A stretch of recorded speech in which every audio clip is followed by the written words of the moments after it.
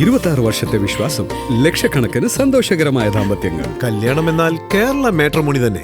2025-26 സാമ്പത്തിക വർഷത്തേക്കുള്ള 8.25% പലിശ EPF വരിക്കാരുടെ അക്കൗണ്ടുകളിലേക്ക് വിതരണം ചെയ്തു തുടങ്ങി.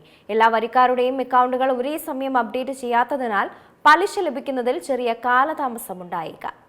ഈ സാമ്പത്തിക വർഷത്തേക്കുള്ള 8.25% പലിശ EPF വരിക്കാരുടെ അക്കൗണ്ടുകളിലേക്ക് വിതരണം ചെയ്തു തുടങ്ങിയെന്ന റിപ്പോർട്ടുകളാണ് പുറത്തുവരുന്നത്. കേന്ദ്രീകൃത IT സംവിധാനമായ CITES നടപ്പിലാക്കിയ ശേഷമുള്ള ആദ്യത്തെ പലിശ വിതരണമാണിത്. ഏകദേശം 34 കോടിയോളം വരുന്ന അംഗങ്ങൾക്കായി 1.44 ലക്ഷം കോടി രൂപയോളം പലിശ ഇനത്തിൽ വകയിരുത്തിയിട്ടുണ്ടെന്നാണ് കേന്ദ്ര തൊഴിൽ മന്ത്രി മൻസുഖ് മാണ്ഡവ്യ വ്യക്തമാക്കിയത്.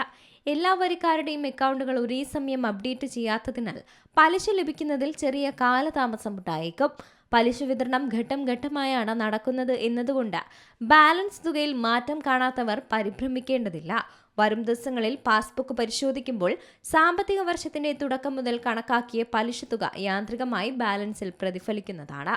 അതേസമയം EPF അംഗങ്ങൾക്ക് തങ്ങളുടെ അക്കൗണ്ട് ബാലൻസ് ഓൺലൈനായി എളുപ്പത്തിൽ പരിശോധിക്കാവുന്നതാണ്. അംഗങ്ങളുടെ പാസ്ബുക്ക് പോർട്ടലിൽ UAN പാസ്വേഡ് എന്നിവ ഉപയോഗിച്ച് ലോഗിൻ ചെയ്യുകയോ ഉമാങ് ആപ്പ് ഉപയോഗിക്കുകയോ ചെയ്താൽ നിലവിലെ ബാലൻസും ക്രെഡിറ്റ് ചെയ്ത പലിശ തുകയും കാണാൻ സാധിക്കും.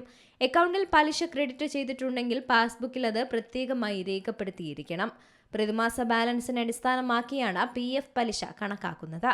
പുതിയ ഡിജിറ്റൽ സംവിധാനമായ സൈറ്റ്സ് നിലവിൽ വന്നതോടെ മുൻ വർഷങ്ങളെ അപേക്ഷിച്ച് വളരെ നേരത്തെ തന്നെ പലിശ വിതരണം പൂർത്തിയാക്കാൻ EPFOയ്ക്ക് സാധിക്കുന്നുണ്ട്.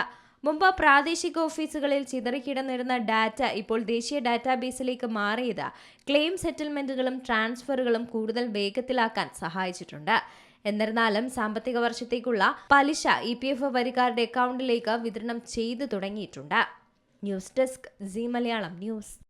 ഏറ്റവും പുതിയ വാർത്തകളും വിശേഷങ്ങളും വിരൽത്തുമ്പിലറിയാൻ സീ മലയാളം ന്യൂസ് എല്ലാ ഡിജിറ്റൽ പ്ലാറ്റ്ഫോമുകളിലും ലഭ്യം.